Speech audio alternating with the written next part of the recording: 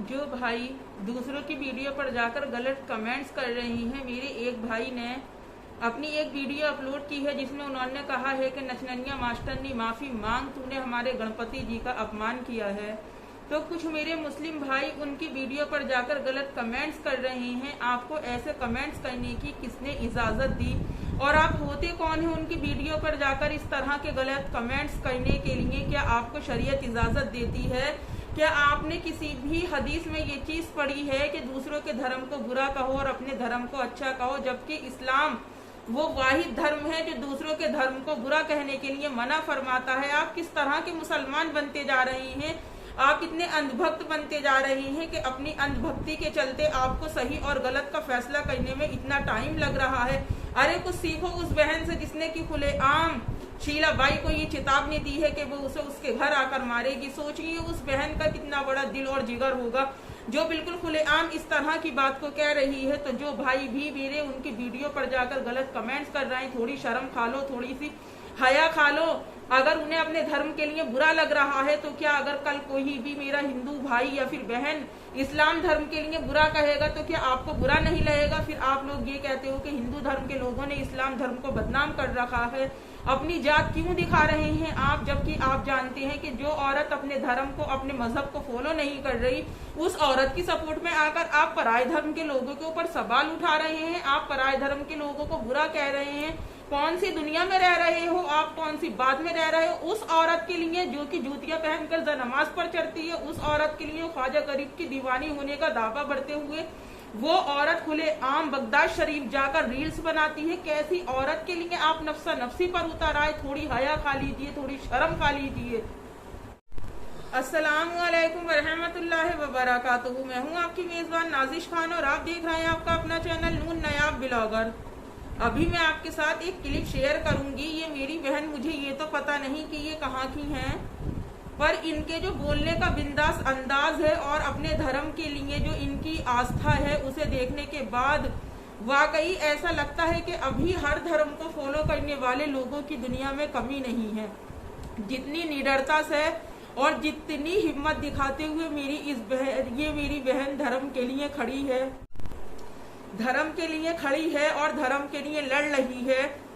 और जो लोग भी ये कह रहे हैं कि आप हिंदू मुस्लिम कर रही हैं, तो जाकर अपनी अम्मी से पूछे, अपनी खाला से पूछे, अपनी आंटी से पूछे कि जब उन्हें किसी भी धर्म के बारे में कोई नॉलेज नहीं थी, जब वो किसी भी धर्म के बारे में कोई ज्ञान नहीं रखती, तो वो इतनी अज्ञानता क्यों फैला रही है, क्यों वो लोगों को गलत इन्फॉर्मेशन दे रही है। जैसे कि पहले मेहुल मेहता भाई को भी गलत करार किया गया था। कुछ हिंदू भाई बहन ने भी उनकी वीडियो पर ये कमेंट्स किए थे कि आप जो है गलत कर रहे हैं, आप हिंदू और मुस्लिमों को लड़वाना चाहते हैं। तो मैं ये बात पूछना चाहती हूँ कि जब हिंदू और मुस्लिम आपस में एक जरा सी राय की बात को पहाड़ बनाकर लड़ते हैं, तब उनकी आपस की एकता कहाँ जाती है? तब वो कहाँ अपने भाई बेचारे का जो पाठ पढ़ा रहे हैं, वो आज कल उनका पाठ वो कहाँ चला जाता है? और मैं अपनी उस बहन के जज्बे को सलाम करती हूँ जो ऑन द कैमरा आकर एक सिंगल मदर होने के बावजूद भी अपने अंदर इतना जज्बा रखती है, अपने अंदर बोलने की इतनी ताकत रखती है। और मैं आपको ये बात बता दूं कि चमकीली खाला हरगिज भी माफी नहीं मांगने की हैं, और अगर वो माफी मांग भी लेती हैं तो वो दिल वाली माफी नहीं मांगने की हैं जो कि एक इंसान को मानना चाहिए। जबकि वो जो कुछ भी कह चुकी हैं, वो जो कुछ भी बक चुकी हैं, उसको बकने के बाद उनके चेहरे पर जरा सी भी शर्मिंदगी के आसार नहीं है, जरा सी भी उनके अंदर इस बात को लेकर जरा सी भी शर्मिंदगी नहीं है कि कोई दूसरा इंसान अपने धर्म के लिए इतना लड़ रहा है, मुझसे माफी मांगने को बोल रहा है। चलिए सब लोग गलत है, सब उन पर झूठे ब्लेम करते हैं, सब लोग उनके पीछे पड़ गए हैं, उनके नाम पर फेम हासिल करना चाहते हैं। पर ये जो मेरा भाई लड़ रहा है अपने धर्म के लिए, ये तो ऑन द स्क्रीन जब चमकीली खाला ने यानी कि शीलाबाई ने इस बात को कहा था, जिसे सब अक्का अक्का भी कहते हैं, जब इस बात को कहा था कि गणपति जैसा मुंह में गो ठूस कर बैठ जाता है, और वो वीडियो भी मैंने बहुत जगह अपनी क्लिप में दिखाई है। तो उस वीडियो को देखने के बाद भी क्या आपकी आंखें नहीं खुली? आपको किसी और सच की जरूरत है?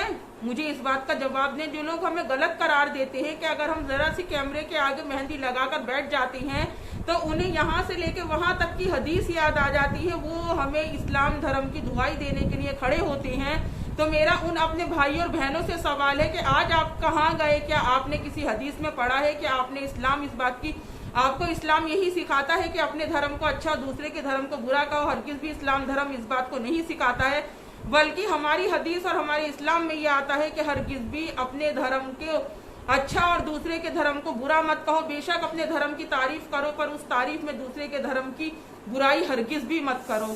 तो ये जो ख्वाजा गरीब नवाज की चाहने वाली बनती हैं और ये जो ख्वाजा गरीब नवाज के चाहने का दम भरती हैं, तो मेरे ख्वाजा गरीब नवाज की ये भूल गई कि कितने चाहने वाले नॉन मुस्लिम थे, कितने चाहने वाले, कितने मुरीद, और आज भी उनके आस्थाने पर अगर मुस्लिम 10% जाता है तो नॉन मुस्लिम 90% उनके आस्थाने पर जाकर हाजिरी देता है। तो इस बात को सोचिए कि जो इनके धर्म को यहाँ से लेकर वहां तक लेके जा रहे हैं, ये उन्हीं लोगों के धर्म को बुरा कह रही हैं जिस ख्वाजा गरीब नवाज की, जिनकी चाहने वाली होने का आप दम भरती हैं। क्या ख्वाजा गरीब नवाज ने किसी भी हिंदू के साथ किसी भी धर्म को इस तरह से बुरा कहा है? नहीं कहा है।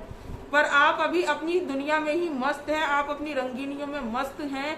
पर इंशाअल्लाह बहुत जल्द आपके लिए वो टाइम आने वाला है कि आप माफ़ी की कोशिश करेंगी, पर अल्लाह आपकी ज़बान से माफ़ी कि लफ्ज़ माफ़ी ही नहीं निकल पाएगा। क्यों? क्योंकि आपने इस 4 दिन की दुनिया को, इस 4 दिन की ज़िंदगी को में जो है आपने ये बात सोच ली है कि मुझे सिर्फ यही रहना है, जो मैं अमाल कर रही हूँ उसी के अकॉर्डिंग जाकर मुझे हिसाब देना है। और आपकी नज़र में आप बहुत अच्छे अमाल कर रही हैं। मेरे पास डीएम में एक मैसेज आया कि रात अयूब अंकल जो है आपकी लाइव को ज्वाइन किया था, फिर आपने अयूब अंकल को ऐड क्यों नहीं किया? तो मैं एक चीज़ बता दूं, सबसे पहले तो अयूब अंकल ने मेरे पास रिक्वेस्ट नहीं भेजी थी, और अगर अंकल मेरे पास रिक्वेस्ट भेजते भी तो शायद मैं उन्हें अपनी लाइव में ऐड नहीं करती। वो ऐड ना करने की वजह यह है कि अगर वो मेरी लाइव में ऐड होते तो इतने जाहिल और बदतमीज लोग हैं, तरह तरह की बातें करते, इतने ऐब लगाते कि अपनी हदें पार कर जाते। किसी पर ऐब लगाने को, किसी को गलत कमेंट्स करते हुए आप अपने आप को मुसलमान कहते हो। अब लोग ये सवाल करेंगे कि आप क्या कर रही हैं, सायरा सत्तानी पर सवाल उठा रही हैं। तो देखिए, हम हक पर और सच पर सवाल उठा रहे हैं, पर जो कमेंट्स हमें किए जाते हैं वो सरासर नाइंसाफी वाले और गलत कमेंट्स होते हैं। तो मेरी बहन, मैंने उन्हें इसी वजह से अपनी लाइव में मैंने उनका नाम तक नहीं लिया था, क्योंकि वो बड़े बुजुर्ग, अगर हम उनका नाम अपनी लाइव में लेते तो लोग उन्हें गालियां देने लगते और गलत तरह तरह की बातें करने लगते। क्योंकि लोगों के सर पर जो है अम्मी नामे का बुखार इतना चढ़ चुका है, इतना चढ़ चुका है कि वो बुखार किसी भी डॉक्टर से, किसी भी बात से, किसी भी इंसान से उतरने का नाम ही नहीं ले रहा है। और मेरी बहुत सारे फ्रेंडों ने मुझे डीएम में मैसेज करके पूछा था कि आजकल सम्मो सिस्टर कहाँ पर हैं, सम्मो सिस्टर का कोई पता नहीं है। क्या सम्मो सिस्टर भी मेरी दूसरी बहन की तरह खामोश होकर बैठ गई? क्या वो भी कभी सच सामने लेकर नहीं आएंगी? तो ऐसा नहीं है। सम्मो सिस्टर किसी काम की वजह से बम्बई गई हुई थी, वो वहां पर जो कुछ भी कर रही हैं वो लीगल तरीके से कर रही हैं, और उनका जो शिकंजा है एक दिन इंशाअल्लाह बहुत जल्द वो शीलाबाई पर यूं करके कसने वाला है। क्योंकि वो मैडम जी बहुत कहती हैं कि मेरे खिलाफ सबूत लाओ। जब जीनत का केस भी सामने आया था और जब मुमताज बंगालन की बात सामने आई थी, तब भी मेरी उन आंटी जी का और मेरी चमकीली खाला का यही कहना था कि पहले सबूत लेकर आओ, फिर मुझे गलत साबित करना। तो आप भी इस बात को अच्छी तरह से जानती हैं कि लाख सबूत मिटा लो, लाख सच को अंधेरे में रख लो, पर एक ना एक दिन देर से ही सही सच सामने जरूर आता है। और मेरी पब्लिक जो ये सवाल मुझसे कर रही थी कि क्या सम्मो सिस्टर डर के और चुप होकर बैठ गई? देखिए, जब किसी इंसान का दिल दुखता है, जब किसी इंसान को तकलीफ होती है और जब कोई दूसरा इंसान उसकी सबसे अजीज, सबसे चाहने वाली चीज को छीन लेता है, तो फिर वो इंसान कभी भी उसके अंदर से, उसके दिल के अंदर से ये चीज कभी खत्म नहीं होती कि मेरी फला चीज फला इंसान ने छीन ली। जब वो अपनी इस तकलीफ को लेकर इस समाज में, इस दुनिया में चलता है, लोगों की 4 बातों का निशाना बनता है, तो उसके अंदर की जो वो फीलिंग होती है वो कभी उसको कोई झूठ छुपा नहीं सकता, कोई डर उसको डराकर बैठा नहीं सकता। तो इंशाअल्लाह आज कल में सम्मो सिस्टर की वीडियो अपलोड होने वाली है, जिसका कि मुझे भी बड़ी बेसब्री से इंतजार है। मैं जानना चाहती हूँ कि मेरी बहन जो इस सच की लड़ाई को लेकर चल रही हैं, जो इस सच की बात को लेकर चल रही हैं, जिसमें कि कुछ लोग उन्हें बुरा भी समझ रहे हैं, कुछ लोग उन्हें झूठा भी समझ रहे हैं, तो मैं ये जानना चाहती हूँ, मैं ये देखना चाहती हूँ कि मेरी बहन अपनी उस सच की लड़ाई में कहाँ तक पहुंची। और आप चाहे माने या नहीं माने सम्मो सिस्टर, पर हम सब आपके साथ हैं और हम सब पूरे दिल के साथ आपके साथ हैं। क्योंकि हमें पता है आप जो जंग और लड़ाई लड़ रही हैं उसमें आप अकेली शेरनी ही काफी हैं।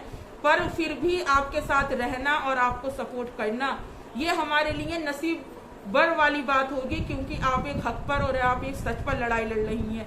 आपके साथ वो हुआ है जो शायद किसी भी औलाद के साथ अगर होता तो उस औलाद को इतनी ही हिम्मतदार होना पड़ता और अपने हक के लिए आवाज उठानी पड़ती, अपने फैसलों पर मोहर लगवानी ही पड़ती। और इंतजार है हमें उस दिन का जिस दिन आप इस शीलाबाई की बोलती बंद करेंगी, इस शीलाबाई का नाच गाना आप बंद करेंगी। आपके लिए मेरी खुसूसन और आपकी फैमिली के लिए, आप जिस हक की लड़ाई के लिए खड़ी हैं, आप जिस हक की लड़ाई लड़ रही हैं, मेरी दिल से ये खुसूसी दुआ है कि अल्लाह रब्बुल इज्जत आपको उसमें कामयाबी और कामरानी अता फरमाए, आमीन।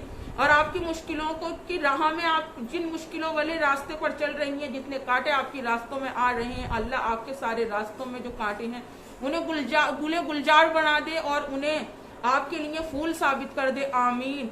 अब बहुत से भाई बहन मेरे ये सवाल करेंगे कि ये दोनों मिलकर शीलाबाई को बदनाम कर रही हैं, तो नहीं, इंसान अपने कर्मों से और अपने अमालों से बदनाम होता है, वरना इंसान को कोई भी बदनाम नहीं कर सकता। हाँ, बहुत से मेरे भाई बहन ऐसे होते हैं जो किसी के भी अगेंस्ट वीडियो बनाना शुरू कर देते हैं, थंबनेल का टाइटल होता कुछ और है और वो बता कुछ और देते हैं।